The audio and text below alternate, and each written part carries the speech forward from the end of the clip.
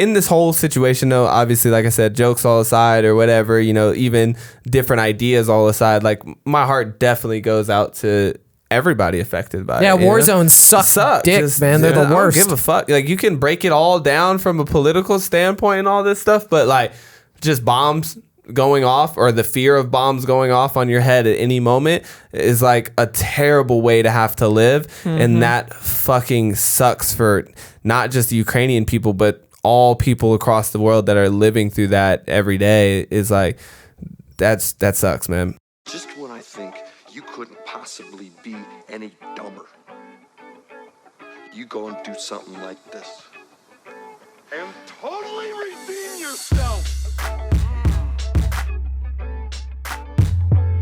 Dude, I got to start this by saying too, like, somebody was like, I saw somebody post this meme where they go, you know, something about war torn. Like, not very many people have experienced what it's like to live in a war torn country or whatever, yada yada. It's really difficult. So I know this is hard to deal with, and in that time you might reach for a joke to pacify yourself, essentially. And it was like, don't. And I was like, fuck you. You know what I mean? Like, I don't get that shit at all, you know? Yeah, I've been in the middle of a war zone and joked right there while bombs were falling all around me. And I just never understood that idea of like being like, no, you have to be sad about this. Like, as if that's somehow going to be effective in this. Like I'll be better at fighting terrorism, or war will stop because I'm shedding tears here. Those are people that equate humor with you not caring, right, or anti or something. Right. They don't understand that humor and comedy is about the reaction. So if everyone's saying like, oh, pray for Ukraine, there is tons of different comedic ways to handle that, and one of those ways is to make jokes at the expense of Ukraine. Like, that's what comedians do. If we want to cancel all of them, no one's laughing ever again. That's not allowed. Right. You know, like that, like, yeah, that laughing is not allowed shit. I just don't fuck with that. You know, like you said, there's a comedy in all drama and drama in all comedy. You know, like they heads and tails of the same coin. So I don't know. For me, like, I was commenting on my buddy's post, Ali, you know, and I was like, yo, hey, Ali, like, much love, man, like, keep your head up type shit, you know, just whatever, like, encouraging him on the Insta. And then I still hit him with the smiley face emoji, like, you know, smiley face and peace, because to me, I'm like, you know, even when I'm delivering words, who wants a frown? You know what I mean? Like, I don't understand how me offering you my frown is like helping you. So just coming from that place as we start this conversation, because I know we got jokes and I'm making them unapologetically. Yeah, that's the point. Is like, if you don't like laughing, sorry, Yeah. but we're gonna laugh. Kind at of stuff. a part of this. We're not gonna target Ukraine like bullies, but we're gonna look at this situation and poke fun at it. I'm gonna make fun of Putin's tech. Yeah. You should see Putin's. I can't wait to show you Putin's tech. Oh, this man teched out. He's teched out. He got long tables. Hilarious, right? You're making Putin out to be a good guy, or like this is like, people will attack your comedy, and that's for people that don't want to laugh. If you want to laugh, like, I'm like, yo, dead ass, because I'm like, yo, if I used something in the world as a reasoning for me not laughing today, I would never get to laugh. Like, my whole life would be a fucking mess. You know, it'd be a sad mess, because at any given moment, in any given time, there is something tragic happening in the world. And so I just can't see that logic playing out. But whatever, I digress. I just wanted to bring that up. All I'll say about it is that, I'll just recycle something that Dave Chappelle said actually. Everything's funny until it's happening to you. Yeah, no, dead ass. You know. Dead ass. Yep. That's exactly how it is. That's how it is. So I would like to start with the roast of Biden on this. Like, we'll start with the roast of Biden. That has to be the first thing that we do. That has to be the ghost himself. Yeah. We're going to see if we can hit him with our Ghostbuster race. Dude, we got to get shirts that say Joe the Ghost Biden on the back. We got to make it look like a sports jersey. We should do a Ghostbusters logo, like the whole movie cover, but just redo it, right? With us, and we're just busting. We're busting Biden. I want him to be more like Casper. Okay. Casper the friendly ghost. You know what? Well, he's around the children. That's kind of funny, though. Maybe there's characters in Casper. We'll make all three.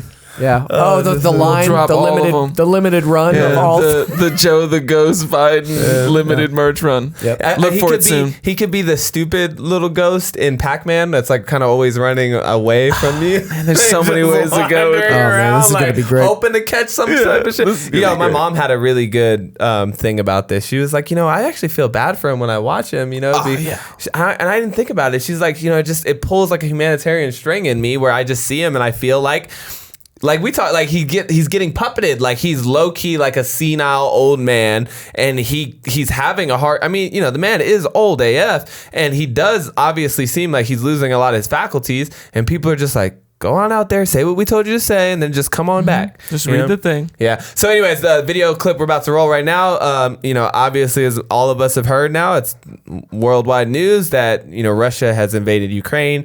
And this was one of the first things that Biden addressed the nation with. And also, I believe it is also this one where he gives remarks with he does press questions afterwards. No, and this is we're the not one going he to. doesn't do questions. Well, in one of these, because he's done a couple over the past few days about Ukraine. In one of them, he does address the press, and we're not going to show it, but check that out too. Yeah. Like if you want to look at this man, if you have not decided yet in your head whether or not this man is like fully competent to be president, Right. like I'm not just here to bash on the ghost or to bust him, but God, man, watching it and just making it through the first 4 minutes without a firm belief that this guy is suffering from some level of dementia or cognitive decline. Like with Trump, it was more of it looked like he was abusing speed. He was up there. Yeah, like he he's was up doing there hella cranked Adderall out or some shit. which is different. That's different. This looks a little sadder, a little bit more like mental decline. And it's, I'm not a professional, but just looking at him and hearing that, I think anybody. Let's put it this way. Well, I'll say two things. One, let's put it this way. If that was my dad, I'd be very concerned. Yep. I'd be very concerned with the well-being of my father if Joe Biden was my father. Yeah. And two, if you don't think that they don't have him on at least Adderall, you're crazy. Yeah, you think he's pumped up? He's pumped up to get out there. Oh yeah. Like you could tell that they went serious for that first, or was it the second debate in the campaign? But like the one that he did like really well in, and he was like responsive and everything. And then the next one's like he was just like he is now.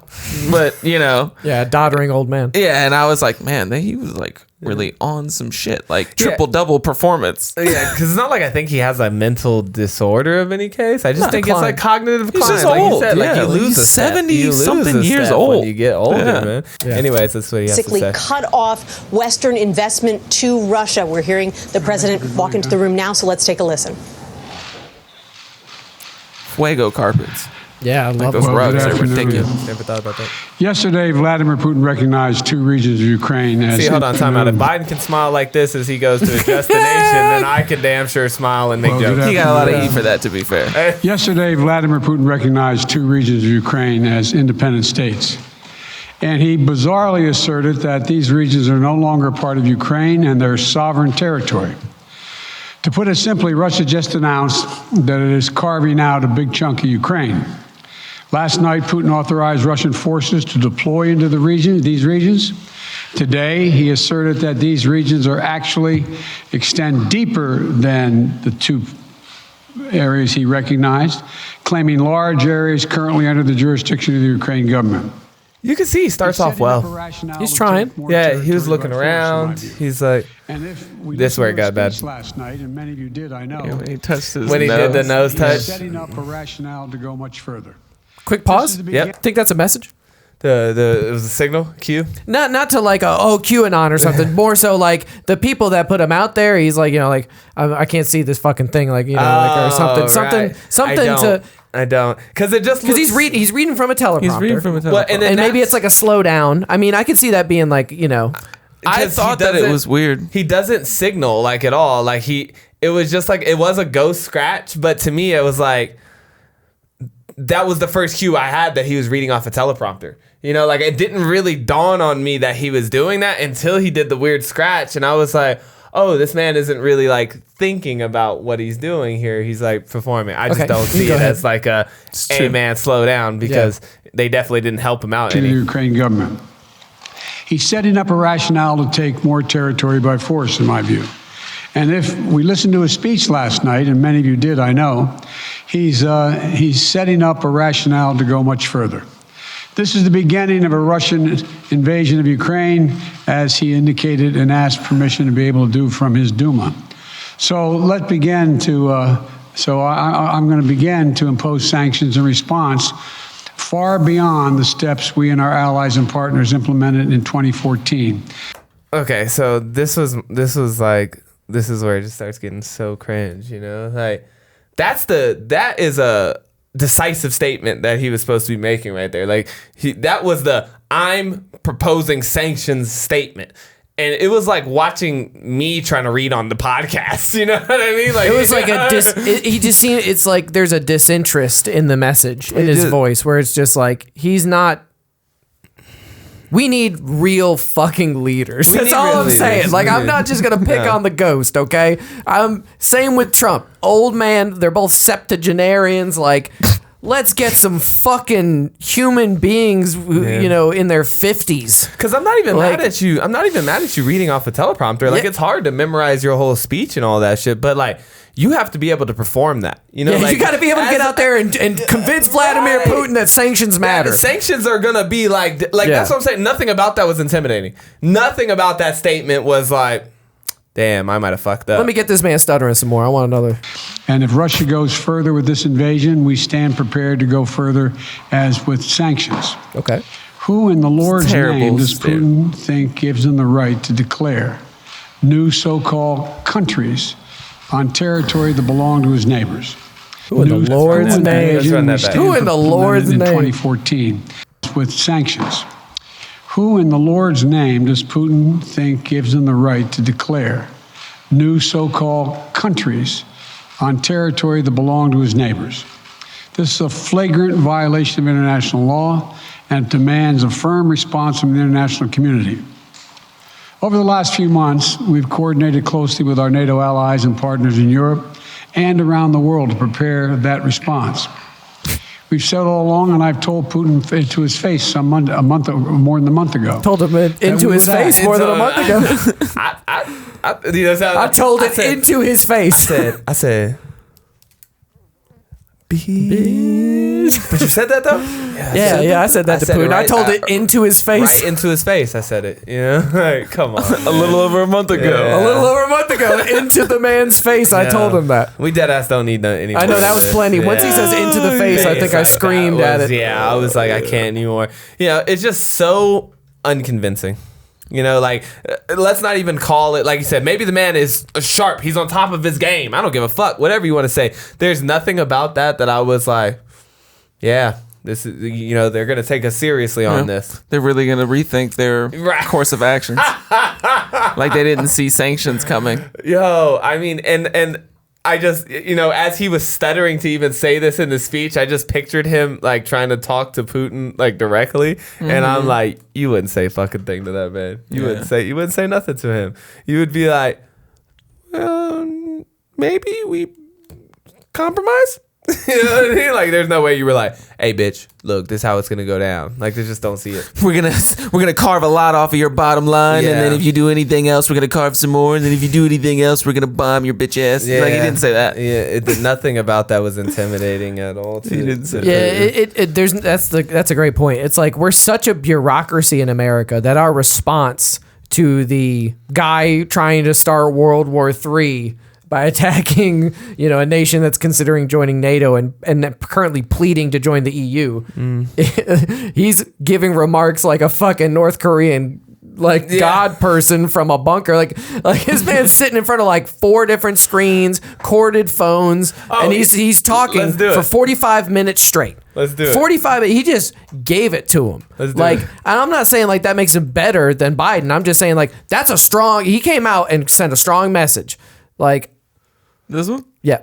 Yeah, you haven't seen this yet, huh? I haven't seen this. Look at it. This is the headline with fiery speech. This is 4 days ago. That one was, yeah, okay. Обстоятельства требуют от нас решительных и незамедлительных. This is the one. Yeah, no, that's the same room though, but it's like he's. Are they gonna cut to the wide though? Because I definitely. They might not cut to the wide. I've got the picture of the wide in my document, but I don't want to give away the other stuff. Обстоятельства требуют от нас решительных и незамедлительных действий. Народные республики Донбасса обратились к России. I don't see any cognitive decline is kind of my point. В связи с этим, в соответствии со статьей 51 частью 7 Устава ООН, санкции Совета Федерации России и во исполнение ратифицированных... I will say, in defense, I wouldn't know how to tell if he was like being intimidating or not fucking this up. Like reading, because he's also reading from a teleprompter. But yeah, I don't speak Russian, so I don't know how it's supposed to sound. Ее цель – защита людей, которые на протяжении 8 лет подвергаются издевательствам, геноциду со стороны киевского режима. I'll tell you, I haven't heard him stutter not one time. Немедленно сложить оружие. But how do you know? I mean, there's a lot of pauses that you wouldn't know if it was a stutter or not. That's what I'm saying. Like, you don't speak Russian. And Russian sounds intimidating. Russian women sound intimidating. Like, it's just like, it's like what people say about German, too. I get what you're saying. I get where you're trying to go with it. I'm not feeling that. Like, to me, when I look at the man's furrowed brow. Like, he was like... Nah, he looks pissed. Like, he looks serious. Like, everything about him is intimidating right now. Nah. I'm not saying that. And the setup Like too. that You're at your compared- mega desk, right? Oh, can we please show? Yeah, go to the document, scroll down. There. I'll just cut into it there. I mean, Okay, look at my man, bro. So check out my man's tech setup. He's got the full Gundam suit. So he's got, in slightly off camera, you've got mouse to keyboard to stylus pen in its holder Tablet. with trackpad tablet with computer screen with the Full Kremlin background. 35 Oh my God. like inch And with the the- 55 inch in the But corner. yeah, that's the corner one. He's got that joint too. And then the multiple corded phones that are all different stylings, All which I different don't types. understand. Yep, all The different. different stylings. He's got two similar ones on the ends, Yeah. and then he's got a different one in the middle, and then a whole different setup. Then he's got his DJ He's got like sound. a He's a mixer multi-line. soundboard. Yeah, he's got like a multi-line. Look, he's got access to the mixer soundboard underneath. But you know what I mean? Like, dude, like they put him in the biggest desk possible. He looks like Howard Stern. He's about to go live on Sirius XM. He honestly looks like he's in a courthouse. Like, Right. Like they just like went to like a judge's seat in a courthouse and they just spruced it up, made it look like an office. It was like, all right, give this speech here. What do you Give think speech these here. telephones go to? That's what I'm saying. Like, why Nuclear do you have commands. old One goes corded- to Siberia, one goes to Antarctica, and You then know the what other I'm one saying? goes to You know what I mean? And submarines. Whether they Yeah. might not even be plugged in for all we know, but they took the time to set them up to make you think like, hey, the Damn. button's right on my hip at any moment. You And know? I feel like literally. the bureaucratic response of America to be like, bring out the 89-year-old, or just trot him up to the teleprompter and have him say, "Who in the Lord's name Hey, into your face?" And then I you told. know everybody else's favorite part. We meme this on TAID3I, so we got to definitely show that. Like, and then this is what ours. Oh yeah. On. There it I'm is. hoping diplomacy is still available. Thank you all very much. Peace. See ya. See ya. Moonwalk. That's the I'm not authorized to say anymore walk. Damn. That's He kind of looked like he had to use the bathroom. you know what I'm saying? Like You can't tell me that we couldn't just create a robot, trot it out there, and have it give just as good of a performance. dude, dead ass. Like that You art. know. We should get that chick that was doing the art that got seized up in Egypt that one Yeah. time. Yeah. Just have her come out here and do it. Yeah, for real. Like, you know, there's a million ways to perform that even slightly better, I think, you know, but It was tough when you showed that to me, because I had watched some of the Putin stuff, because I was like, damn, is Putin really declaring these independent nations? You know, this has been breaking news, and then it was like, you were like, yeah, but did you see Biden's response? And that really tore me apart. it just kind of peeled another layer of the, you know. Which I appreciated both of us coming from that different sides, because then, you know, I had only seen the Biden side and I'm like, dang. And then he shows me the Putin thing and I'm like, oh my gosh. Like, This is looking seeing bad, the bad. juxtapositions of like, you know, and like I said, I'm not saying any one is better than the other or nothing, but I'm talking just about how strong it looks. from like a perceptional standpoint. We don't you look know? strong. Like this dude, I see why he ain't fucking with you and like doesn't give a fuck what you say. And I love how in his speech he was all like, the people of these regions were, you know, asking us for help and everything. And I was just like, Huge point. where are they now? No, this is a I was huge like, point. people from this region called you and said, Please, Mr. Ukraine is violating our rights in some way. Mr. point. Putin, we need you to stand up for us. I find that hard to believe, sir. Huge point. That's something that they've been talking about today too, because now I guess he like raised the alert level of his nuclear reactive force, right? And saying because his country is under nuclear threat, right? And so he had to up, but that's like been his MO this whole time. He just keeps manufacturing threats to like justify what it is that he wants to do. Like he said, he's like, oh, I have to protect the Russian people in Ukraine.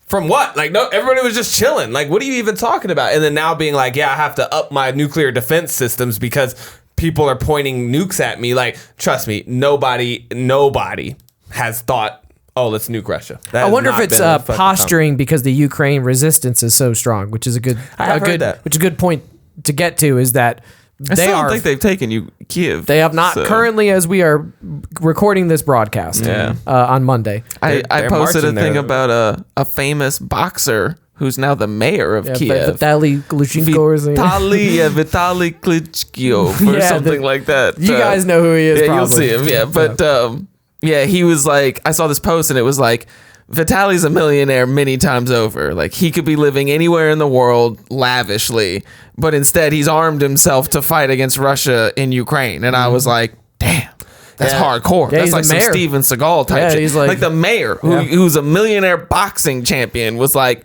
we're staying to fight. Like, it's badass. They said the president was like that too. You know, yeah, they were I saw that statement. That's where, and he was like, "I'm not going nowhere, motherfucker." It's kind of like an installed like America puppet president too, which is a little gross. You know, like we've had our hands in Ukraine for a while. I'd expect him to come with some nice, good like Western one-liners. Yeah, you know, he was like, that was like very John Wayne-esque. Like, I don't need a ride, son. I need more bullets. Apparently, he like when he was playing the president on TV as a comedian, he played the piano with his dick. And I was like, damn, shout out to being like, fuck cancer culture. I'm going to play the piano with my dick and then be president of Ukraine. Yeah, you'd be better than Bo Burt. Yeah. Yeah, they that was my thing, is I hadn't seen a lot of conflict yet, you know, like because I'm not a news mongerer. Like, I don't sit there and just I saw the apartment building get hit. But that was wild. Yeah, I did see that footage. You know, I seen that, and I heard the statistics today that it was about 354 Ukrainian civilians dead, and they made sure to make the distinction that there were 14 children that were killed. How do they know that? You know, numbers are coming in at all moments of time. I mean, it's like coronavirus numbers. You know, they're getting them up to the minute. Those numbers either. Yeah. Yeah, I think they pass that up as people come into hospitals and stuff. It's like Amazon warehouse workers. They got a little scan gun. They're just hitting them up. Yeah, they're hitting them on the battlefield. But still, though, like, how many images of war have you seen, though? Not a ton. Like, but, I haven't seen a ton. Well, it's also there's propaganda that exists too, which is something that social media has kind of been alight with this whole Ukraine thing for the past week or whatever. Yeah. And we've seen a lot of like stories, you know, your Facebook posts, you know, they're trying to get they're trying to get traction. So some of them might be even true. Ghost of Kyiv is the story about like the Ukrainian fighter pilot who's like taking down a bunch of Russians, you know, could be true, you know, could be a Gundam. Anyways. Could be a Ghost of Tsushima spinoff, you know, because a lot of people like that video. So anyways, you got Ghost of Kyiv. And I've seen other stuff, the Snake Island stuff, where there was like an island that was like between the two, and then there was like a force there, and they said "fuck you" to the Russian warship. Like there's like a TikTok from Ukraine side allegedly where they're like listening to the Russian warship, and it's like, "We're going to bomb you," and they're like, "What do we say back to them?" And then they're like, "Fuck you, fuck you." But, it also looks like they potentially also what's the word I'm looking for when you give yourself up? Surrender. They surrendered apparently, not got blown to bits. The Ukraine? So, no, I'm saying the guys at Snake Island. That's like a Ukraine-held place. They have this viral thing. So there's a lot of propaganda. You, but we surrender. There's a lot of propaganda going around. A lot of like Snopesable posts. You know what I'm saying? And I even saw some people on Twitter who were like, hey, don't be like one of those people who's like, hey, it's fake. Let us have our, you know, like, blah, blah. And I'm like, you're literally saying like, I want more sauce. Don't spoil my sauce. Right. I want all the sauce. Right. I don't care if it's fact or not. Sauce me up. It's great. Killed me, like, man. That's my thing is like, okay, the news, for instance, right? They want the sauciest thing that they can find, right? Like they want you to be like, look how crazy this is. That's why they quote 354 people dead plus 14 children. Like, you know, they want it to be like, drink the sauce, as dramatic as possible. And every time I turn into news footage, it's the quiet streets of Kyiv. You know what I mean? Like they're just showing CCTV footage, and they're always with the same anecdote of like, don't mistake this for calm. Everybody's bunkered down under the city and stuff, which is true, right? Like everybody's bunkered down somewhere in metros and all that stuff. But like, where are like the pictures of the tanks going boom? Like where are the missiles falling into buildings? Because like you said, I went to war. I remember during the Iraq war, I pull you up some news coverage of Iraq war, and it's the invasion of Iraq was us just hammering a country into surrender. When we started our invasion, it was Tomahawk cruise missiles all day and night. And I haven't seen that, And so I'm not saying that he's not invading the Ukraine, and I'm not saying it's fake, but is this like a thing? I saw footage of a Russian army taking Chernobyl where they're just like hanging a Russian flag with some wire. Exactly. And I'm like, okay, like a desolate. How many people is technically there Eddie Izzard, who's a great comedian, by the way, already described this phenomenon that you guys are talking about, which is the cunning use of flags to take over countries, which was developed by the British, according to Eddie Izzard. I don't know how much of a historian he was, but he had a whole bit about how he was like, you just sail across the ocean and you just run up a flag in the middle of India and you'd be like, I claim India for Britain. Yeah. And they'd be like, you can't claim our country. We live here. There's like a billion of us. And he was like, do you have a flag? If you don't have a flag, not your flag, not your country. Yeah. They were talking about this on NPR on the drive over here, where it was like, they're not going to be able to like block by block like they did in Georgia or Chechnya, just like blow through these Ukrainian people. That's not going to happen. Even though there's tons of refugees, like 400,000 or something, they're still not going to be able to do that because the fighting force of Ukraine, they can't just like demilitarize and cripple that immediately. Like there's plenty of fighting force.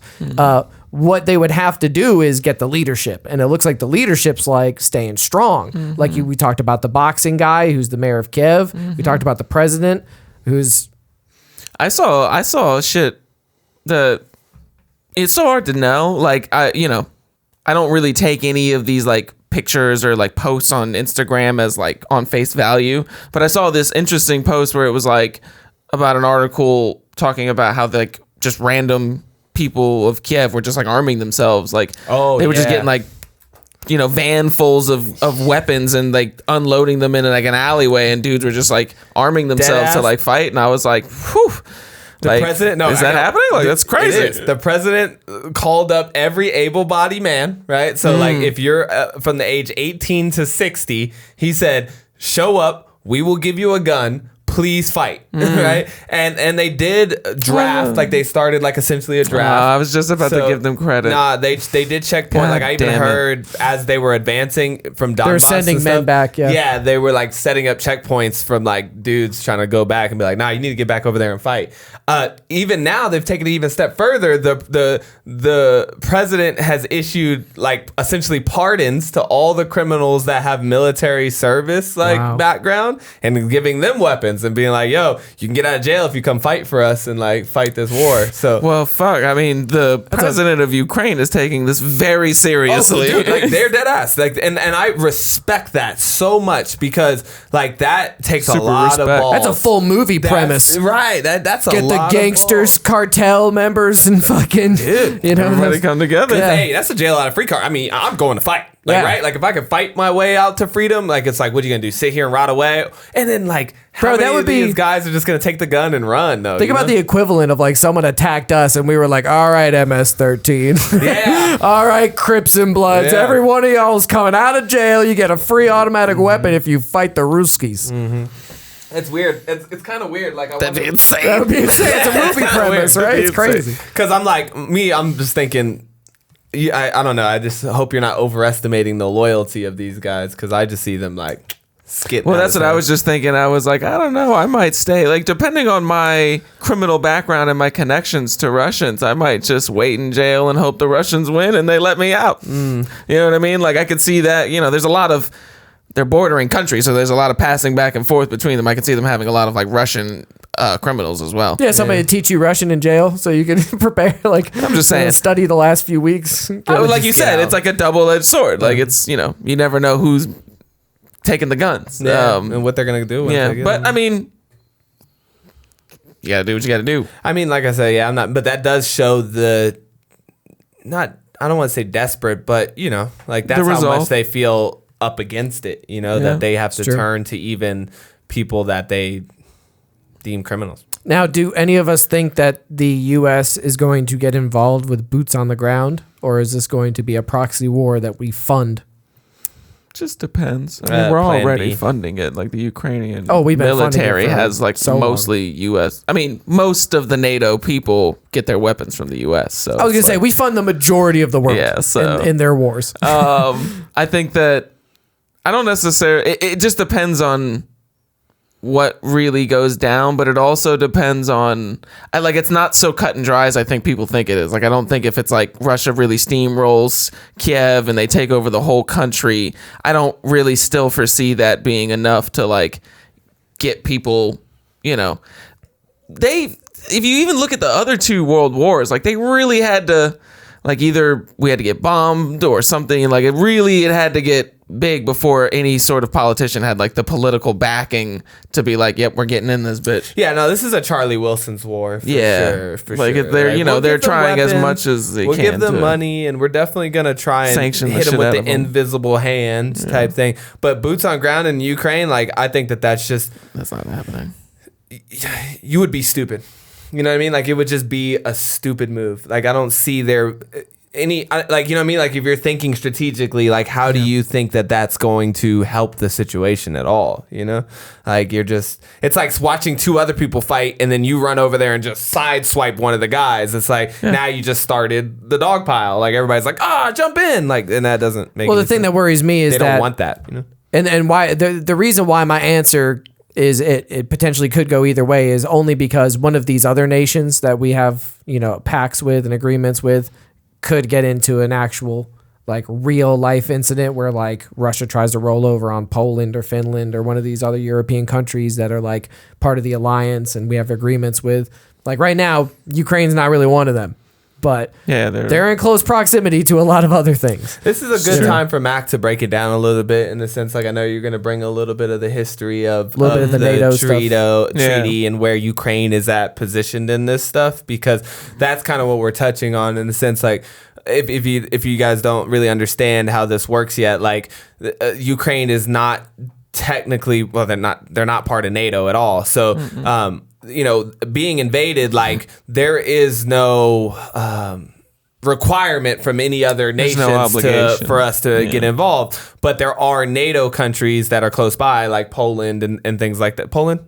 We'll see. We're going to look at the enlargement of NATO. Yeah, we'll look at NATO. But sure, all the countries. But there's the key thing about NATO, which is if you attack one country, there's a clause in the treaty that says if you attack any nation in NATO, all of NATO is like required by the treaty to act as one force against you. And so it's like, just as stupid as it would be for us to bring NATO to the fight to Russia, it would be just as dumb for Russia to bring the fight to NATO. So I don't see them really taking it there, Like I don't see why you would cross that line unless he's on that. Like if he's just on that Hitler shit, like he's just decided, I'm getting old.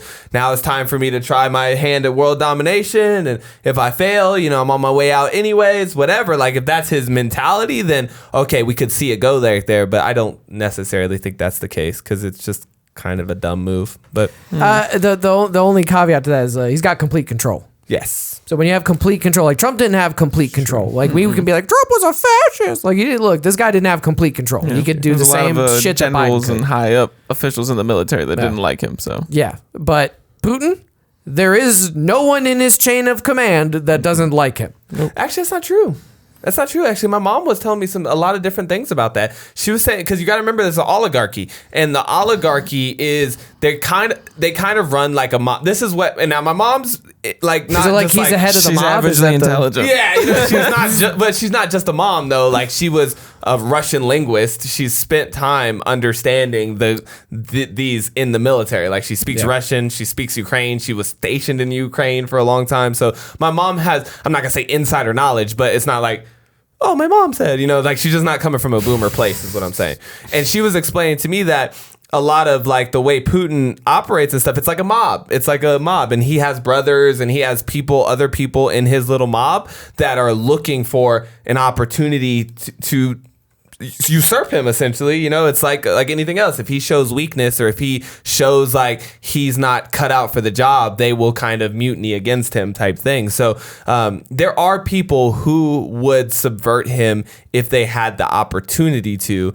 But of course, you know, you have to have the opportunity to. So I just wanted to combat that a little bit. They're definitely in lockstep, and he definitely has unanimous control. But I wouldn't say that everybody completely unanimously agrees with We him. can say the same thing about Hitler. His inner circle tried to kill him with a bomb. Facts. So you see what I'm saying? So yeah, like there's definitely like when you start doing crazy start World War shit, there's a faction within that's usually not quite down with it. Yeah. Well, which is a good point because a lot of the Russian people are against this whole idea. Like most of the people of Russia, that's how war works. Right. It's crazy. Yeah, right. We talk about this often about that. There's a difference between the government and the people. Yeah, because we didn't want these wars that we're in. You know what I mean? Like I didn't ask to go to war with Iraq either. Yeah, so it's like, you know, and a lot of the Russian people are like, yo, this is fucked. At worst, you could say that we were like, you better go get that bin Laden guy. Yeah.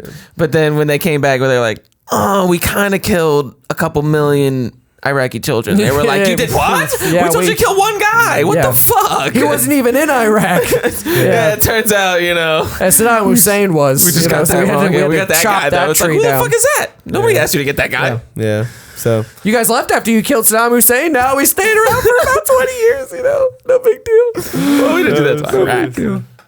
But anyways, so like the historical context of this is really, I think, well, I mean, it sets up the whole premise of what's going on here. And I was first like exposed to this through a comedian actually named Dave Smith on a podcast, but he was talking about how, you know, there's been this like claim from the Russians for a very long time that there was an agreement at the time that the NATO alliance wasn't going to encroach on former Soviet Union countries that were now broken up. So we made that there was a point made, like we're not going to. That's the claim, but there's no like, it's not in like a clause of any treaty that, you know, like they said, it's just like a gentleman's agreement between the current or the active administrations at the time from the U.S. and from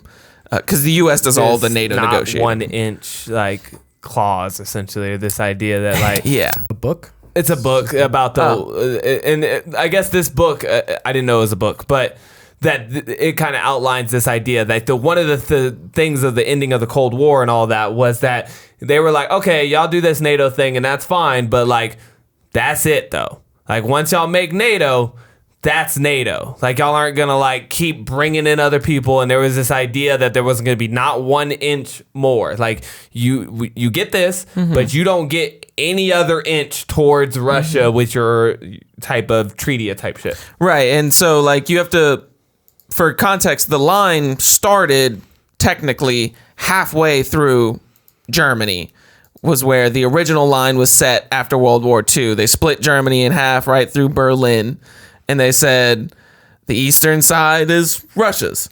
The western side is part of like the west of Europe. And so when that happened, that set up this like border argument essentially between like superpowers and, you know, and continents, if you will. And over time, like, you know, obviously NATO, we regained all of Germany. NATO was formed and the Soviet Union eventually broke up, but when they broke up, there was like this gentleman's agreement. And as you can see from this map, like Ukraine is like literally smack dab in the middle of this now. And there's even more, I think it's like 8 former Soviet bloc countries are now NATO members already. And, you know, I guess the way that Dave Smith described it that made the most sense to me was he said that this is kind of like Russia's Cuban Missile Crisis. Like if you remember what happened with the Cuban Missile Crisis was that Russia put nuclear missiles on Cuba and we were like, nope, can't do that. If you do that, we're at war now. And it was a whole big mess. It was like one of the closest we've ever gotten to being nuclear Armageddon. But it was a big posture and Russia backed down basically through some violent coercion. And essentially Dave Smith was saying, like, you could see this as being Russia's version of the Cuban Missile Crisis, like especially if Ukraine becomes, which has applied, like it's a multi-year process to become accepted, and there's lots of requirements that you have to meet to become a part of NATO. But Ukraine has applied, and they're like kind of in the waiting list of next people to be voted on, if you will. The Wikipedia said that they were recognized as aspiring members since February 2021. Yeah, so like they want to, which they can't join NATO because they one don't of meet the rules, requirements. is that you cannot have a bordering country of conflict. Right. So like you cannot have your any border conflict can't be in question. and any type of conflict of any sort. And so since Ukraine shares a border with Russia and they're always in conflict, that's kind of Russia's way of like keeping them out. But I think this is important because this narrative does get spun a lot that like, oh, Putin's just out of his mind. He's an imperialist. He's just crazy. And he just wants to take over Ukraine for no reason. But there is a reason from that other side. And when you look at it, it's like, here you go, 1990. Like you said, that line pretty much runs straight through Europe. And all these Soviet Union countries still belong to Russia. Russia gives all of that up, and that would have been neutral territory. Right. But then in that time, all that neutral territory has joined NATO. Right. We just gobble it up. We just keep sucking it up. And to the point where we're essentially at their doorstep. So I love when you bring it to, or whoever brought the parallel to the Cuban Missile Crisis. I just explained to somebody else, I said, imagine if China just started setting up base in Mexico. You'd be worried about that. You would not enjoy China that. just started building missile silos in Mexico in like Sonora Desert, in like Mexico, right off the border. You'd be like, yo, what's going on? What are y'all doing? We need to have a conversation. Right. Xi Jinping and whoever the president of Mexico is. Yeah, and this brings us to this great idea of like the moral equivalency, where it's like if you can't see that we are, as a people, America, right, not responsible for our government, but the American government has done some seriously fucked up things to advance their belief on what the right way to run a country is. We took democracy and we put it right on their doorstep. Right.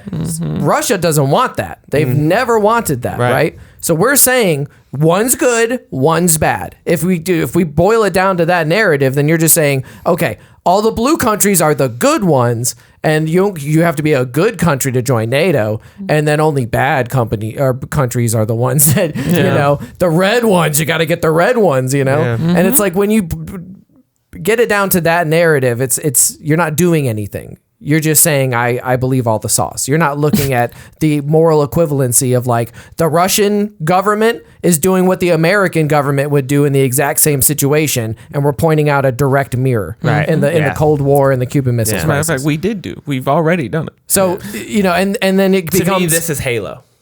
Yeah. Like red versus blue, right? Yeah. Right. And like, who's the good guy in Halo? Like, it just depends on what team you're on. Yeah, it's just I want different my colors. team to win.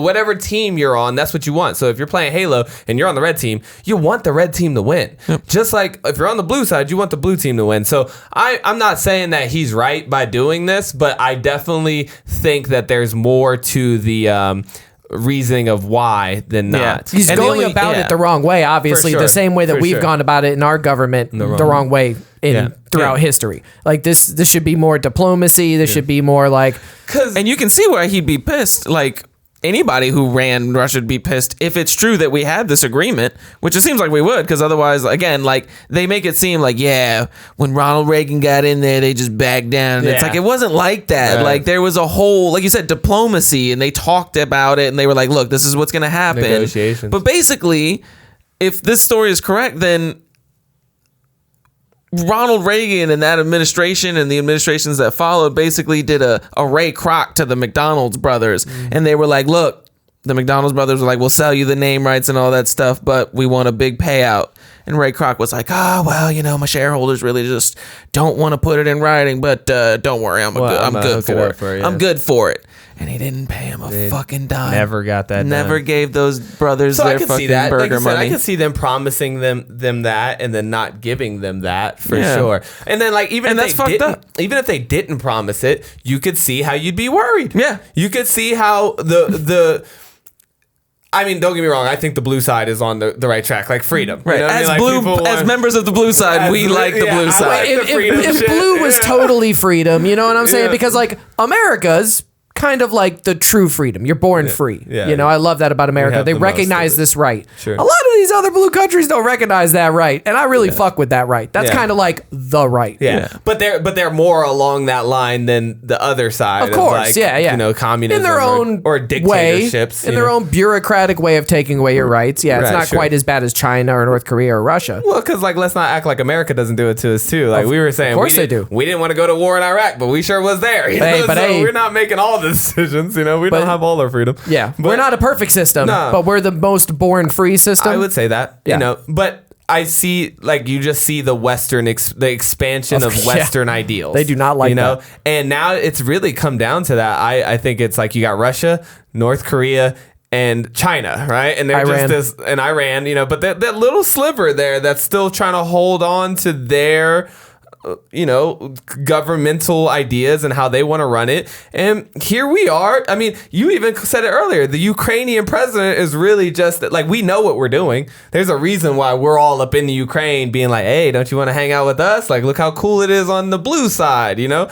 Like, so we know what we're doing and Russia knows that we know what we're doing. And I see why they're looking for an opportunity to be like, you know what? I'm gonna get some of my buffer back. You know, like I'm gonna get some of my buffer back. Like I'm gonna take this middle section here, so that way, if you want to continue to progress your ideals, now you're up against it. You know, And what you I mean? can see the geopolitics chess game going on you right can now. see Like it. you said, 2021, the president of Ukraine and all of Ukraine, they're probably thinking like, yo, we need to get in with like the winning side. Right, you know what I'm right, saying? right. Or whatever. But for whatever reason, maybe they hear something about what Russia's plans are, but I'd be willing to bet that the reason that because this whole like, oh, these Ukrainian separatist areas asked me for help or whatever, that whole story seems very rushed to me. You know what I mean?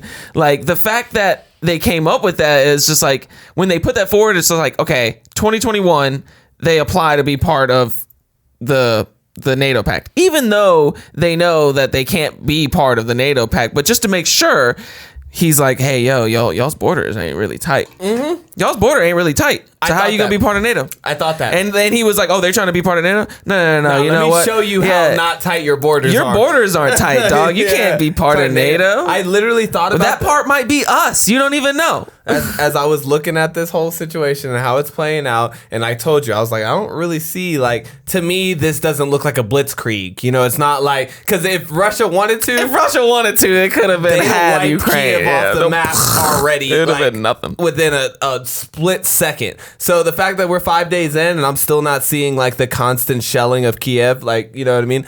I think that he's just trying to be like you said, you ain't getting in NATO, dog. You're like, not doing your shit in shit's NATO. fucked up. That's why he keeps snipping off little pieces of them. Like, I'm gonna take Crimea just to be like, yeah, you're at conflict now. Like, if I can just keep this Ukrainian-Russian conflict going, then you'll never be admitted into NATO per, you know, the regulations. Max said geopolitics. I love the fact that you said that word, because America and the presidency for the past two presidents has been embroiled in Ukraine. Donald Trump got peached over a call to Zelensky, the current president of Ukraine. If you go back even further than that, Paul Manafort, Trump's head guy, he was working for the guy in Ukraine who was the president before Zelensky, who was the pro-Putin guy. And Manafort was getting tons of illegal Russian money from that little black book. That was like a big prominent story when they busted that place in the Ukraine. You got Joe Biden's son. That was the whole Joe Biden email laptop son scandal was tied into his job at some Ukrainian He's on the gas board. company Yeah, or he's whatever. like on the board I of some actually place. heard that 6 different politicians' children. Yeah, Nancy Pelosi. I think Chuck Schumer as well. Yeah, there's multiple children, grown children, obviously. Right. But these professional men and women have chosen to go to the Ukraine and work in business, which is capitalism, free market. It's business. It's a democracy. Russia, Gazprom, you know what I'm saying? Like they have state-owned, corporations. That's why they're oligarchs. Right. So they don't like that shit, obviously. And we're in there meddling. We're meddling, yo, not us, government, but whatever. We're meddling, America. Back off. You're in there with all your politicians' kids, the last two presidents, and then, I mean, I said that on my stories. There was this great meme, and it was like nobody, and then it was nothing, and then it said Americans before every world war, and it was like, I don't care what they're doing as long as they do it way over there. And I was like, see, the spirit of America is mind your own business.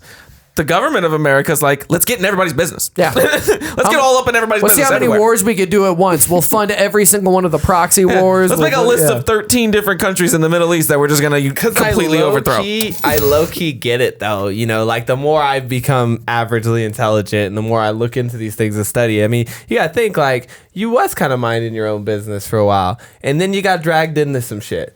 And it's like, all of a sudden you realize you're the big kid on the playground. Like you didn't really know that ahead of time, but then you get sucked into some stuff and you're like, oh shit, I can win this stuff. And you get rewards from that. Like, the advancement of democracy happens, because I have been working on my own historical timeline as I've thought about this whole thing, and I'm looking at it and I'm like, okay. Your own his own historical timeline. Fuck yeah, my own historical No, timeline. I'm just like I that didn't rewrite statement. history. I'm just saying, like, I mean, it's just an interesting way to state it. Yeah, well, I know what you mean. Like my interpretation of how Right. this is my own historical narrative, Right. Okay. based on the information that I've consumed, which is like, and it's not like I studied this shit. I'm just saying, like, so I'm playing a video game, right? Age of Empires 2. Shout out Age of Empires 2, right? I played that Educational. sometime. Yeah, it is kind of. It is. And so I'm sitting here and I'm living out the lives of these people in like 1200, like 1100, 1300s. And it's like, at that time, not every little one of these countries in this block was at each other's throat. yeah, right? there was the Ottoman Empire. Yeah, there the was, England, all kinds of France, and you would just like England would just walk across this shit and be like, "Hey, we want all this shit just because we think we can take it." And we've evolved from that. Before then, we might even been tribal. You know what I mean? Like you can go all the way back to time where Before the UK, like the little pieces that make up the UK were killing each other. right? Before so they it's had boats. Like we've literally come from everybody, the survival of the fittest, essentially, to red side versus blue side. We've over hundreds and hundreds of years. It's all dissolved and fought, and we won this and we won that. But I think over time, humans have started to realize like, yo, this is no way to live. You know what I Right. mean? Like, this is no way to, like, us just killing each other all the time. It's like, it's stressful, And so the more we become evolved as a society, the less we want that. And so I think the U.S. is, like, noticing that. They see, like, after World War I, after World War II especially, you start being like, yo, because that's when NATO comes about, right? And now you do have it where you essentially combined a whole side of the world in this idea of, and we've seen the most peaceful we've ever seen on this planet ever through that conglomerate. And it's kind of scary where that leads, because now we do just have this blue side and this red side, and they've been kind of coexisting, but you're seeing them starting to clash. And that's where this talk of like, is this World War III? Are we going to have to fight one more to settle this type This is where Mac brought up the kind of historical NATO reference, and I'm gonna agree, and I'm gonna talk more about historical reference. North Africa was a major player, major area during World War II. A lot of people don't know that. We are setting up. I think that we could probably agree this is the most potential build up to World War III we've seen in a while. Yeah. It's like the realest threat. Yeah. So if we're considering this a real threat and not just being alarmists or dystopian, we could say that if this was going to happen, there would probably be like a land grab, allies, things like that. We'd have to draw up some lines and some sides. It's not as simple as NATO. There's Africa. America has been heavily invested in the militaries of Africa. Did you guys know that there have been 7 military coups in Africa in the last year and a half in 6 different countries? One of the countries had 2. Really? In a year and a half. About the same time that they were kind of edging Ukraine to be like, oh, apply for NATO, man. Maybe we'll get you in. So this is something that, like, when I found that out, I kind of checked out some articles and grabbed some sources. So if you go to my document at the very top, we can just start there, and I mixed in the sources. All right, so this is a map. This is showing us a couple different ones. Guinea is the one I'm going to be talking about in the bottom left. So I think it was Mali had 2 different military coups in the past 18 months, which is just fucking crazy. And would you believe it? America's got their fingers all over it. Well, of course. Would you believe it? I would believe it. You would. I Okay, would, well, yeah. good. If you were told me that you were going to sell me the Golden Gate Bridge with this package, I'd buy that too. So Kenya, American Green Berets were training local forces in the West African nation of Guinea last weekend when their charges peeled away for a mission not listed in any military training manual. They mounted a coup. So we were in the middle of training and they just dipped. Gunfire rang out as an elite Guinean special forces unit stormed the presidential palace in the capital early Sunday, deposing the country's 83-year-old president. Hours later, a charismatic young officer, Colonel Mamadi Doumbouya, announced himself as Guinea's new leader. A team of about a dozen Green Berets had been in Guinea since mid-July to train the 100 Special Forces soldiers led by Colonel Doumbouya, who served for years in the French Foreign Legion, took part in American military exercises, and was once a close ally of the president he overthrew. And I'm going to give you a shot of him right there. He's in the Oakley's in the middle with the red hat. You know who he is. He's Oakley's in the middle with the red hat. You could just look at that picture and I'm like, that guy. Yep. But if you notice, they're geared up with like American style, like really. Well, yeah, that's the first thing I want to know is like the narrative, right? Like America is going to be like, no, we weren't training them to do a coup. Yeah. The coup in Guinea, the 4th military takeover in West Africa in 12 months, following 2 coups in Mali and a disputed succession in Chad, fueled worries of democratic backsliding in the coup-prone region of Africa. It's coup-prone. It's coup-prone. All of North Africa seems to have a slight pandemic of coup going on. It's not the first time that coups in Africa have cast a shadow over American training programs on the continent. As insurgents surged across Mali's northern desert in 2012, United States-trained commanders of the country's elite army units defected at a critical time, taking troops, trucks, and weapons and their skills to the enemy. Classic train your enemy, equip your enemy, run away. That's what we did there. It's definitely immediately raises the question of the chicken and egg, right? Like I'm like, did we train them to coup? Or did they take our training and realize that they could coup? You know what I mean? Yeah, like they were like, oh, this is effective training. Like, dang, I feel like a badass. We know it's a coup-prone region, though. You know what I'm saying? It's prone to coup. There's a wide outbreak of coups going on. So it's hard to say. Hand. I feel like they're in there persuading them to coup. I think... Oh, no, they're persuading them. Yeah, I feel like this is that's my personal position. I mean, just they're persuading them to coup. And they'd be like, we're going to teach you how to overthrow your government. This is what you're going to do. Yeah. I mean, strategically, this would be a play if you were trying to get... Because if you look at the post-World War II map of Africa that we looked at in one of our episodes where they just chopped up Africa, you know, America didn't have a lot of land. Right? That we didn't have any, it wasn't like just a bunch of American countries. So this is the American government being like, yeah, we're going to slide our military people into all the positions of power. Yeah. And that way, just like South America, we got some puppets. Yeah, of course. I can't help but notice that all these countries are in the northern sector of Africa where it would be most advantageous in a war. Like there's none down here at the bottom where it's probably not going to be fought. Like it's all up. You're not going to get Egypt, Libya, and Algeria, right? Like Morocco, those are all pretty well established governments, you know, so you're not going to really overthrow those. But you went for the like lowest hanging fruit in that.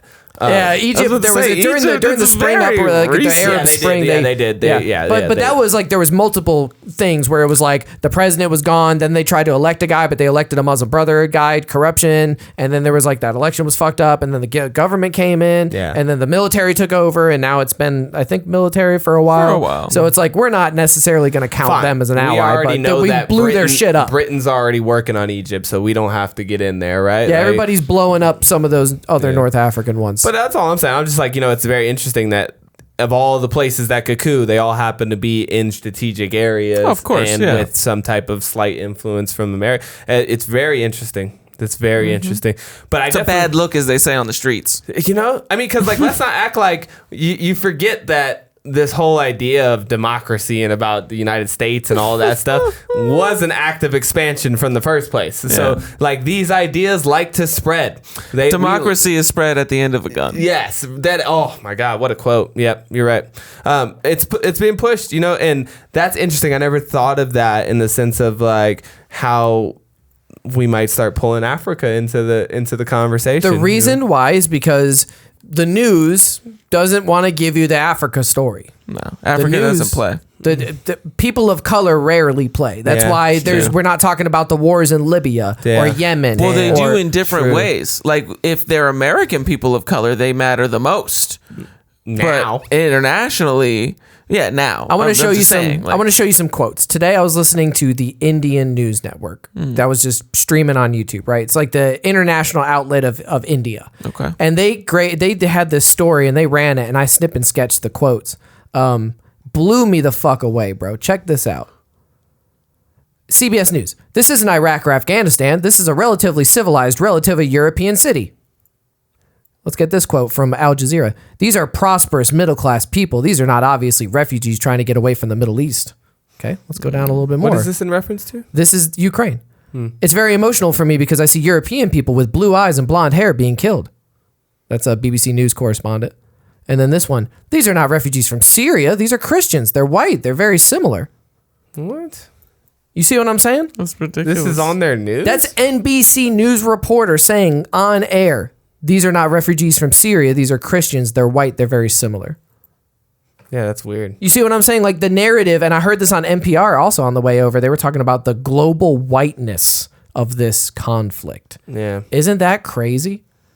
I was like, holy shit. Upset about white on white. They're saying, look, Europe. You should care more because these are your people. Yeah, and the refugees that are coming out, they're like, these are white people. Like, they're literally, and I've even seen people joke, like, it's a good time to get a Ukrainian wife, huh? Because their men are going to turn around and have to go back and fight. I've seen crazy shit where it's like, these people really look at this, they look at everything through race. And this is the news doing it. So, this is the programming that's literally showing you. And like I said, on NPR on the ride over, I heard the term global whiteness. So it's like we are looking through everything through the lens of race in today's mainstream media. And it is pushed hard. And when I saw this story, I was like, damn, that actually is kind of fucked up. That people are sitting there blatantly out in the open and being like, these aren't brown people. Yeah. We should willingly accept them or whatever. Like, I mean, whatever narrative they're trying to push of what they want America to do, which some of these news sources are much more into the idea of like America needs to help Ukraine and defend them. They're trying to get you to care. Like they're trying to get you to care. You bring up the huge point of like, that's why you don't hear about wars in Libya or wars in Africa, because that shit never gets play. That shit's happening all the time. Like you said, those were 7 coups in the last year and a half. I didn't hear about a single one of those. Yep. Not one. I had to dig to find anything about Africa. This somehow is relevant to us. And then they're like, this is why it's relevant to you, because you share some type of commonality with these people. You're white. Yeah, right. Which is like fucked, false. right? You That's don't ridiculous. really share any commonality with us. But if you look at the race of the people saying it, the reporters, there's 1, 2, it's typically just, that like guy's 3 out of. we're not sure. not even sure. Who knows? about that guy. I'm just saying, Al like, Jazeera, I don't think these people get to pick what they say either. So it's like, I mean, that's a also, good it's point, hard but to say with yeah. like the quotes. Like this, like, like this isn't even the end of the sentence. There's no period at the end of this, so like it's very much context removed. But it's a bad look. yeah, that's true too. In the sense, like, we're not really catching them saying those things or whatever. But it's still weird. It's still super weird. I would like to bring that kind of point to the conversation about that. Like, do you guys see this dissolving into that world war? Because like we did talk about a little bit about, like, I don't think this is the catalyst for that, but it could be the catalyst for the catalyst, right? Like, depending on how things play out from here, how do you see this playing out? Like, we're giving you like a likelihood of it going to the worst case scenario. Just maybe you don't. Maybe I Best prediction? Are you going with just best I guess prediction? so. Yeah, I guess so. All right. I mean, What do we win if we're right? we didn't win anything for the election one. Right, but we were damn that's sure true. right. Yeah, there were some good points in me that. and you shit. weren't. He was. Oh, Yeah. in that hiking episode, I nailed it too. I was like, Yeah. "There's gonna be fucking, it's gonna be a riot at the Yeah. Capitol." Anyways, You'll see. you'll see. Yeah, we're going to kind of like conclusion on this almost, right? Where it's like, what's your prediction? What do you think's gonna happen? Well, I mean, I know what I'm going to set up, which is the fact that, like, I do think that World War III is coming. I hate to be that guy. I don't know if it's going to be over this, but I definitely, going back to what we talked about with the NATO narrative and like how NATO is progressing and what it seems like the world's agenda is, we're moving towards every day. It might take another 1,000 years. I don't give a fuck. But like I said, per my historical story timeline, I see us moving towards a one world government, right? Like eventually it will be the UN. Like that's it. You know, we're all on the same team here and you get to do your own things and this and that, but we're all working together towards some kind of common peace. That's just what it seems like to me. And we got the three That's the holdouts. trend. You know, we got the 3 holdouts, like, or the 4 or 5 holdouts, you know, like there's a couple.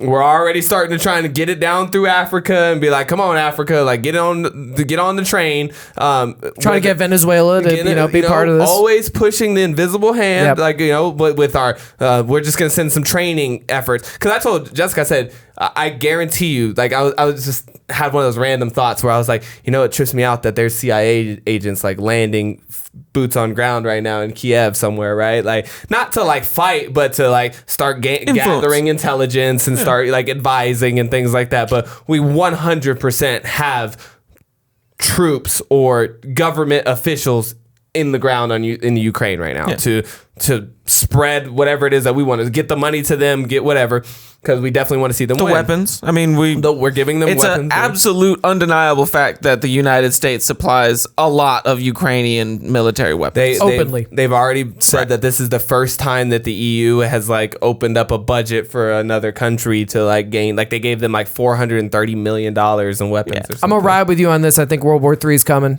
Yeah, I call it World War III winner takes all type shit. That's what it is. I call it Rise of the Gundams. And like you said, like over the years, a couple of people have tried to stand up and be like, we're the big power. No, we're the big power. But it's come down to 2 ideologies. Yeah. And somewhere along the lines, we've pretty much just like solidified this idea that like, okay, this is the countries now. Like we're just gonna, solidify everybody's borders pretty much. Yep. And then we're just gonna do everything proxy. Like everybody knows that if you're on this side, we listen to the big daddies, the United States. Right. And, on occasion we'll listen to the uncle, the EU.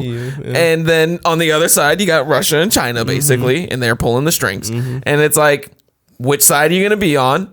And then which side's going to win? Because it's not like, unfortunately, the people at these positions that make these decisions for whatever reason just can't seem to share. Yeah. I don't know. Like if you just, like this is what we're doing. Everybody in China that wants to live in a democratic society, you're free to openly move to any of those countries you want. Anybody that wants to live in communist China, you're free to go into China. And then once everybody, and we'll do that for everything. And then once everybody's made their Next choices, 10 years is the draft. we'll just fucking, Governmental draft. okay, everybody cool? Nobody wants to switch. You're good? We'll give you like a 100-day trial to try it out. And then if everybody's good, then we'll just be like, all right, closing it down now. You guys stay the fuck over there.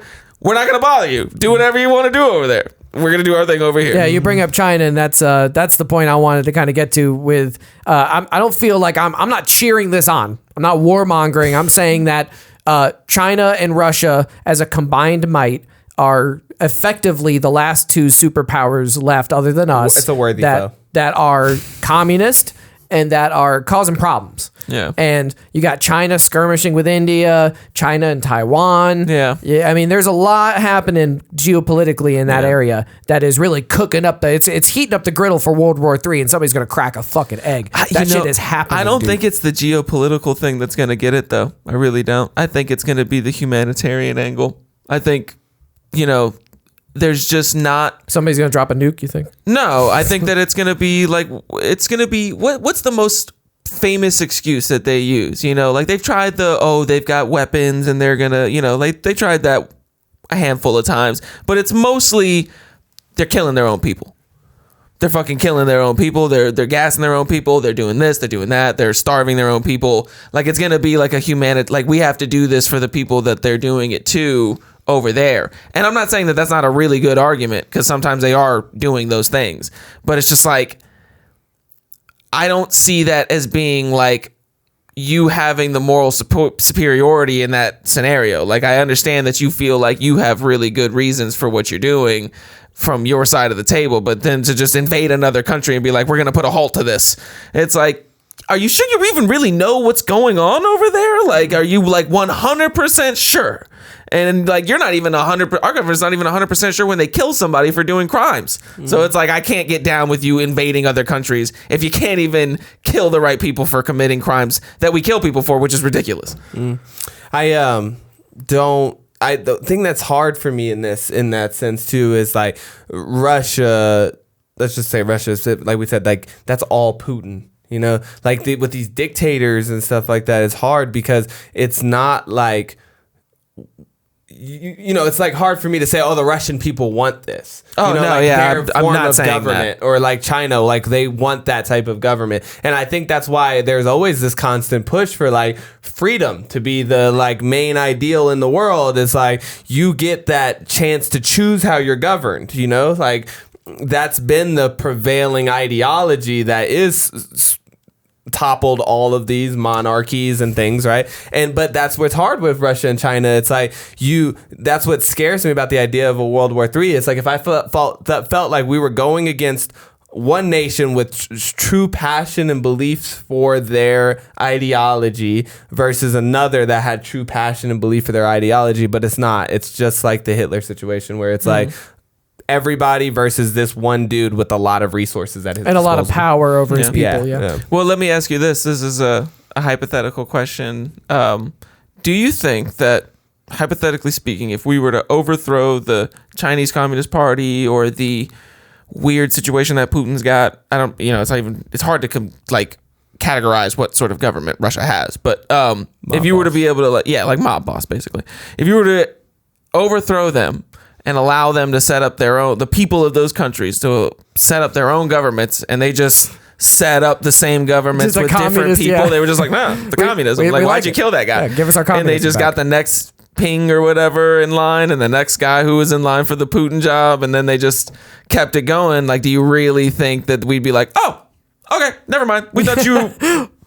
did you guys? Okay, yeah. No. Like, we wouldn't drop it and be like, never mind. We totally fucked up on that. We put in our own leader is what would happen, because that's what happened. Well, that's what we would do now. Yeah. But I'm just saying, in the hypothetical, like if everything happened the way that we say it, like, okay, yeah, go would do your own thing. Would the people choose? Like, I think, do you think that if they chose the opposite of what we wanted them to choose, that we'd really be like, oh no, we're cool with that? No, of course not. Of course not. And then also to piggyback on your thing, I thought about this earlier too, with the sense like you feel like Putin's being opportunistic here, right? Like he looked at the landscape and like looked at Biden and all these things. Last chance to make a chess move. Yeah, and he was like, this is probably the time to make the move. Like, Big Daddy Trump get back in here. That motherfucker's crazy. I don't know what he'll do, Yeah. And like you're just looking and you're like, this is probably, we just kind of came out of the pandemic. People are tired. Biden's base is a bunch of hippies. Yeah, we'll right. be fine. Like, they don't want war. Feel like you can pull it. Do you think that the U.S. would be just as opportunistic if Putin were to die of a heart attack tomorrow or some shit like that? Or like, you know what I mean? Like when Putin crumbles, don't you think that we would be just as opportunistic of being like, yo, dude, now's our chance. I'm telling you right now. Hillary Clinton would be moonwalking through her fucking home in Greenwich, Connecticut. Let me say this right now. Because I believe in things like, like the butterfly effect or whatever you want to call it, like events in the past have ripple effects on the present. And I think that if it weren't for the fact that Stalin had a stroke a couple of times and ended up dying prematurely, in his view, I'm sure, Putin wouldn't even be president right now. It'd be some other dude, from somewhere else that we'd be talking about. And who knows what kind of situation we'd be in then. But like, that's what's interesting. Like, there's this really famous video of Ronald Reagan giving a speech, and like somebody pops a balloon, in the auditorium. It's like super quiet. Everybody's listening really closely to him, and they pop this balloon, and he just like quickly, like he hesitates for a second. He's like, "You missed me." And then he just keeps doing his speech. I've heard and that. like people will point to that and be like, see, like you said, like we want a strong leader or something like that, which is I thought about bringing it up when we were talking about Biden, but I was like, I'm not really like a super Reagan fan or whatever. So I didn't. But it's just interesting when you think about the fact that like certain people have that like aura of like that they can handle themselves, I think. And so like it just depends. Like if like you said, if Putin were to die, it depends on who comes up next, because he certainly, like in that video, Putin looks like a man that can handle himself, and in our version, Biden does not. So that aura you're talking about is why I was able to identify this dude as the leader. You can see of the this. aura around this man. Like you can just tell, like this dude is in charge, you know, like and is like confidently in charge, you know. The guy that he deposed was 86 years old, and I believe he was not wheelchair bound, but he wasn't very mobile. Right. I haven't seen a very mobile. You know, so there 86-year-old. is that, like, you know, like you said, I don't get that from Biden, and I do get that from Putin. So which I could sucks, see. you know? I could see the. like. I think both sides would be equally opportunistic. Right, to want to, because like I said, just as much as I'm sure that China or Russia or any of them would love to see the spread of communist ideas going the other way, but they just realize that that's unfeasible. That's why China is also investing in Africa as well as investing in American infrastructure. Structure. Yes. I mean, like Totally the Chinese expansion of industry is, if you say that their industry is like just inherently tied to their government. Well, let's just put it this way: like this little book was made in China. It says China. A lot of this stuff was made in China. Everything.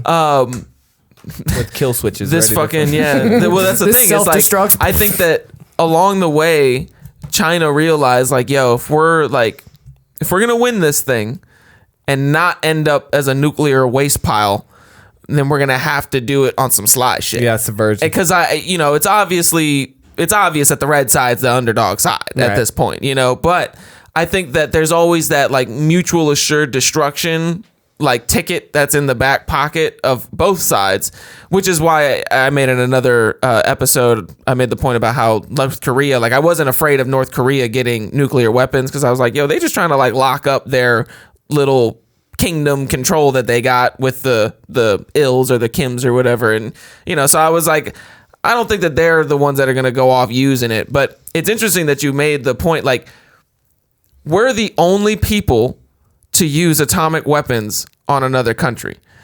And we're also the biggest proponents of telling other countries they're not allowed to have or produce a nuclear weapon. Unless they're our friends. India? Well, fine. even if they're our friends, like, it's, you know, it's they still have to ask permission. Oh, yeah. Which is weird. They gotta bend the knee. Yeah, so it's like that whole scenario is just different. You know what I mean? And I think that that's why it gives us like the leverage. Like, we are like the most bold out of everybody. I think like that one thing right there just alone makes us like the most bold. We were just like, yeah, drop them. Like, we knew what we were doing with those too. It's not like they were like, well, I was on the new technology. Like, they're even worse now. Is space fighting coming? Oh yeah, for sure.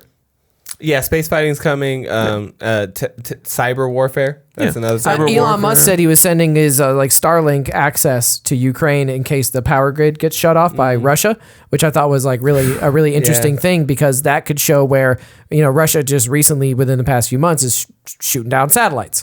So, I mean, if Elon Musk is like, I'm going to send my Starlink satellites to help out Ukraine, and then Russia starts shooting down satellites. I was just thinking about that. As soon as you said that, I was like, great, this motherfucker's going to get us dragged into war with Russia.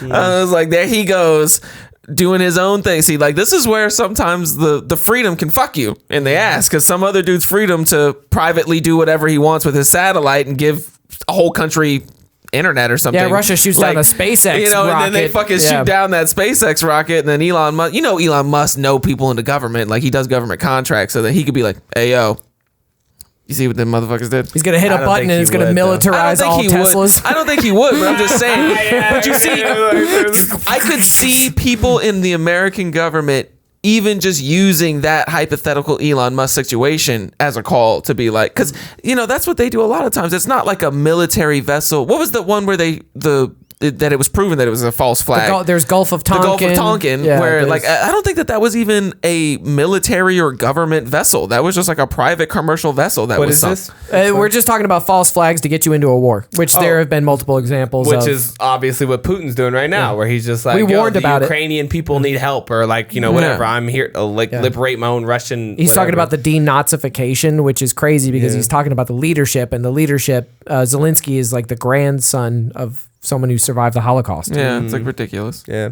I got my conspiracy theory angle for you boys. Oh, I got one brought too. What's yours? I brought mine deep. Okay, so I believe in that, like false flags. For me, as long as I can, as an averagely intelligent person, have been studying history, I've noticed that all of these things tend to be persuasionary tactics. I was talking about this in my stories. I was like, the war in Afghanistan and Iraq and things like that, like, never did find those WMDs, so it's like, but there was an agenda push to see certain things happen politically. Coronavirus, I'm a firm believer that I don't think that necessarily was as bad as it was played out to be, and I think that was for political gain in some sort. It's no coincidence to me that when the Republicans were looking to lock down their presidency, we went to war with a country where we statistically search for stronger military forward leaders who tend to be Republican in these times of war. And then when we saw the COVID situation, that was to a Democratic benefit, where it was like, we need to come together more commonwealth ideology, helping the public, helping each other, advanced humanitarian programs and welfare programs and things like that, right, would lend to that type of crisis, right? I think that this is Big Daddy Trump's way back to the presidency. I think, and it's perfect timing. You usually start these things within the last year or 2 years of your opposing candidate's thing, right? It's no coincidence to me that Putin and Trump are kind of like boys. He was closer to Putin than any other American president I've ever seen, right? So it's like them boys. Paul Manafort, I would not be surprised if one of those phones on his desk goes to Mar-a-Lago. That's funny. I would not be surprised. I sent a meme in the Instagram chat for tie-dye, and then I also I think I'll probably do it faster by pulling it up and just sending it to the chat. I'm going to get Trump's radio response. Yeah, but supporting Putin, supporting Ukraine, ironically supporting Putin to make Ukraine supporters mad. The war's a media hoax. And then I want to give you Trump talked on the plan or on Putin, and he said he was genius. And he had this great line where he's talking about, what the Biden response was? There was no response. Yeah. It was just like this evil dictator shit. So I'm gonna try to get Trump on the radio that as a plug for his campaign. Yeah. Look how poorly Biden handled the Ukraine. Biden is not the man you want World War III. You want Trump, right? You want Trump, and it just sucks because I think that even if you don't want Trump, because you definitely don't want Trump in this situation. No, either. you do not. As much as I don't like a placater or somebody who I think is weak, like I don't want somebody who's brash either. Yeah, and this guy sounds like he's way too. It's like the gun people we talk about who are itching to use their guns. Like it's cool if you have a gun for self-defense, but it's like, well, I wish a motherfucker would, type. But like you really wish they would. Yeah. Like, I don't like that. Because you wanna. Because you wanna, right? That's kind of Trump. Yeah. But anyways, in closing, I think that he's like, yo, could you push that Ukraine shit a little bit so that, everybody gets threatened, right? I can use this as leverage in my campaign. Yep. When I win, I won't punish you, essentially. I'll let you kind of get away with it, and then we'll just simmer this all back down and call it a wrap. I got this for you. About his admiration for Vladimir Putin, and that was on full display in a radio interview today where Trump lavished praise on Putin for his strategy in Ukraine. I went in yesterday and there was a television screen, and I said, this is genius. Putin declares a big portion of Ukraine. Putin declares it as independent. Oh, that's wonderful. So Putin is now saying it's independent, a large section of Ukraine. I said, how smart is that? And he's going to go in and be a peacekeeper. That's the strongest peace force. We could use that on our southern border. By the way, this never would have happened with us. Had I been in office, not even thinkable. This would never have happened. And you know what the response was from Biden? There was no response. They didn't have one for that. No, it's very sad. Very sad. There was no. He even hit you with the accidental Senator Palpatine voice. There was no response. There was no response. Yeah, he accidentally. That's great. They're like, yo, former President Trump, Putin declared independent sections of Ukraine. That's genius. What a fucking smart guy. He probably called him and told him to do that. He was like, all right, look, this is what I want you to do. Hey, listen, Vladimir, you owe me a favor. All right, I want you to invade Ukraine. No. Just listen. I want you to invade Ukraine. Just a little bit. You just have to take a small piece. A little bit. Yeah, just a little bit. I just need you to cut us a ruckus. Trust me, it'll be genius. It'll be great. It'll be tremendous. Smart. But no, it was the we could have used that on our southern border line. That what are you talking about, made dog? My whole skin crawl up. Sonora's an independent state. Yeah, they're requesting the help of America. It's like, what the California needs us. Declared Tijuana's a now American territory. The border of America, an independent entity. We got to keep the peace. We're now going to create a demilitarized zone between us and them. That's wild to me that he took it there. I definitely, and the reason that's where it stepped the line is because he was definitely being facetious in the beginning. He's not really good at it. It didn't come off that way necessarily, but I can't imagine he would be good job, because that would definitely hurt your chances of being a president too. Yeah, I think it was one of those, when somebody's trying to be sarcastic and it's just not coming off and you're just like, dude, that's crazy. You're being sarcastic. When they asked him about Ghislaine Maxwell and he's like, I wish her well. I wish her well. Yeah, same thing. It's weird. Same sometimes energy. He does. Yeah, it's really douchebaggery energy, but when you say something when you take it to the point of being I should have done that, I'm like, yeesh, dude, but that's my point. They're one and the same, they're buddies. They have the same kind of energy, right? Yeah, and that's the last thing I want is those two going head to head over this shit. Talking about the size of their dicks and shit, like you did with North Korea. Hell no, Ukraine's mine, bro. 100%. She's mine. That's mine, yo. That's She's my girl. Dead ass. You know what I do? And Russia's over there you got all the girls, man. Come on, what's going on? You got a Russian girl. Yeah. Oh, you took all of my girls. This is the last one that was maybe gonna be with me. Took Melania. He'd be the one doing the ambiguous nuclear threat tweets, just be you don't want to see the size of our rockets, just like radioactive emoji, bomb emoji. Yeah. You know what I mean? Dead ass. So it's I just would not want that, but it sucks though because you pretty much know he's going to be the primary Republican candidate. Oh, yeah. And I don't, you know what I mean? And so that sucks. I think that this is a sway to push everybody back to the Republican side because we swap, by the way. So it's they're going to push everybody back and Trump's going to kind of win that and, end his peace. That's my conspiracy theory idea. And it also tends to lend to that because, like I said, I haven't seen Putin look like it doesn't the way that they're going about this invasion doesn't look like somebody who's trying to wipe Ukraine from the face of the earth. Right. It just does. They're already sitting down to peace talks. So it's ceasefire talks, and they've been fighting there since they took Crimea in 2014 or something. Right. There's been a lot going on in this region. Yeah. It's been going on for a long time, and I think that's part of their long-term plan to keep Ukraine out of NATO. But the zeitgeist, Rod, it's time. It's World War III time. The culture is demanding it. It could very well be though. It could. That's the weird wave I feel is that people aren't necessarily warmongering, but they're people are kind of just reserved. Man, it's about fucking. I mean, yeah. You're almost. I guess it's about wartime. Yeah, it's you've seen it coming type thing. Everybody's joked about it for our lifetime of World War III right around the corner type shit. And now that this is going on, everybody is kind of taking that dystopian view of it's here. Every old dude at the end of the Cold War that was this shit ain't over. Yeah, you'll see. You think you'll see, young they're blood. tearing down they're tearing down that wall today, but you'll see. Yeah. And now they're all if they're all still alive, they're told you. Berlin Wall's coming down in 1990, and they're this ain't over. This isn't over. If you think this is over, you're far from wrong. Think about if it does go down though.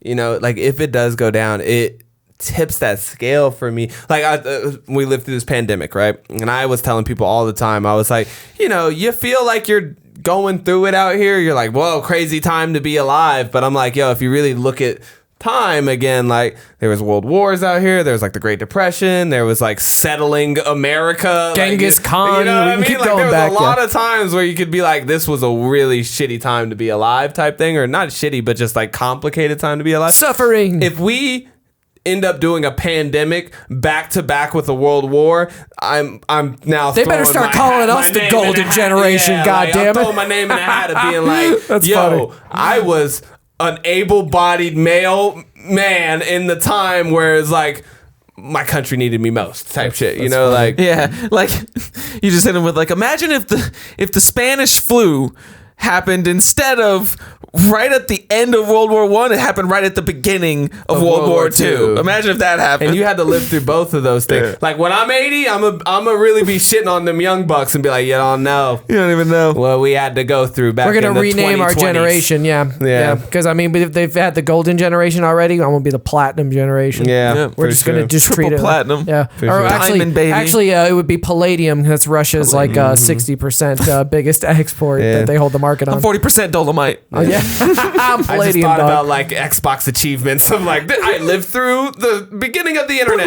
I lived through the pandemic. That's funny. That's funny. I entered the metaverse. You entered the metaverse. Yeah. Like, Congratulations. I remember a world before the metaverse type shit. crazy. You It's know? great. Like it's wild. But I don't. I mean, hopefully my conspiracy theory is right. You know, only because then I think you do see a peaceful end to this. You know, that's what I'm hoping comes about. Like, you know, I mean, that's almost like kind of my prayer at this point. Like my prayer would have been, please just don't do any of this dumb shit. Yeah, but at this now point, it's like, stop doing I'm this like, dumb shit. Please let it be a hoax. Let it be a front. Let it be a placation or a posturing. You know, like because the alternative is Future war with drones, AI, fucking hacking, we're power definitely grids. not letting this go. No, if this advances, it's going to advance in a way we've never seen warfare advance before. There's no way. There's no way that Putin takes over the Ukraine,